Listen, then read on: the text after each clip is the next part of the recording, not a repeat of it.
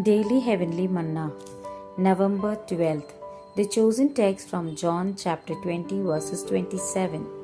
Be not faithless, but believing. Explanation.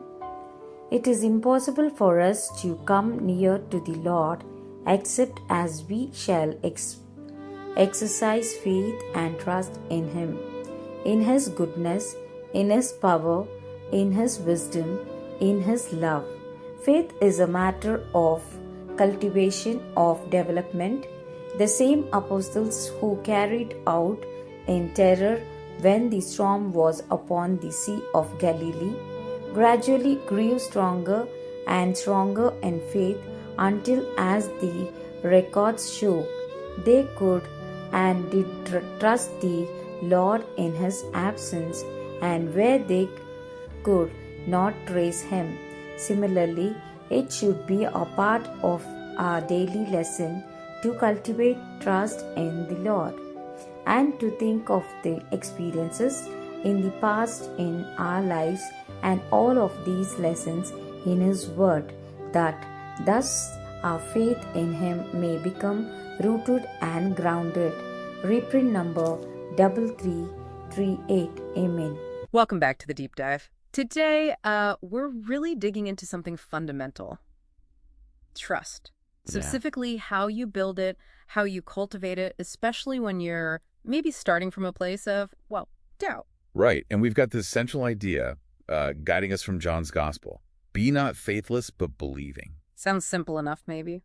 Well, yes and no. What's interesting is how the sources we're looking at frame it. They say pretty clearly that faith isn't like flicking a switch. Okay. It's presented more as a skill, something you actively develop, something you cultivate day by day. It's a process. A skill. I like that framing. So let's unpack this idea of needing trust. The sources seem to say it's essential. Absolutely essential. They argue that, any real approach to the Lord requires you to exercise faith, exercise trust. It's the starting point. But not just any vague kind of trust. Exactly. They're very specific. Your trust needs to be anchored, focused on four key things: His goodness, His power, His wisdom, and His love. Those four pillars. If one's weak, the whole thing can feel shaky.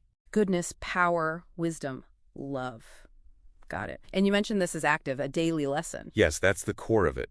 Faith is something you do, you cultivate, you develop. It's a daily lesson, precisely because life throws challenges at those pillars. That makes sense. When things get tough, those are the very things you might question. Precisely. And the sources, they point to the apostles to show this development, how they grew. Right. They didn't start out as giants of faith, did they? Not at all. Oh. Think about that story on the Sea of Galilee. The storm hits, and what do? Panic. Total panic. Crying out in terror, as one source puts it.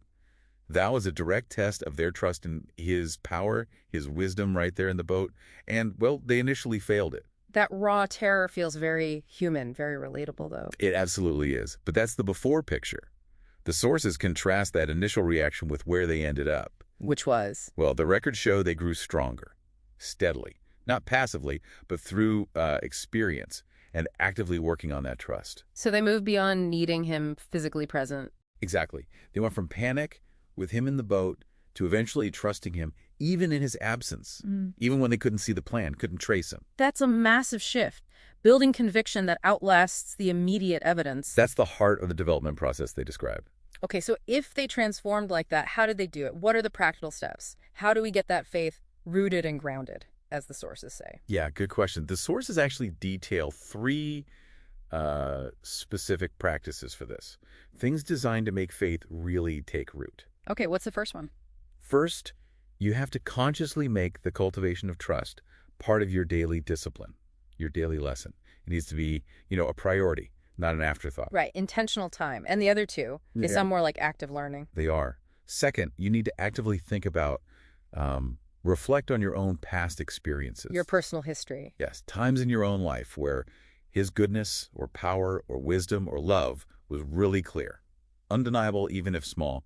Reflecting on those builds your personal evidence. Like gathering proof points for yourself. Kinda, yeah. And third, studying lessons in His Word. That provides the bigger picture, the instruction manual, the context for why those pillars are trustworthy. So it really reframes belief, doesn't it? It's not just granted, it's built. Through that daily practice, looking back at your life and studying. That's how it changes from maybe a fragile feeling into something solid, rooted. Exactly. The active, constant application seems key. That's what makes it strong.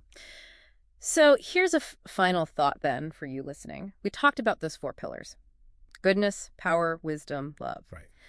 Thinking about your own life, can you identify just one specific past experience? Could be big, could be small. One thing you can actively reflect on, maybe even today, to start strengthening that root system for your own trust. Yeah, where could you start that building process right now? Just pick one memory and think it through. See what happens.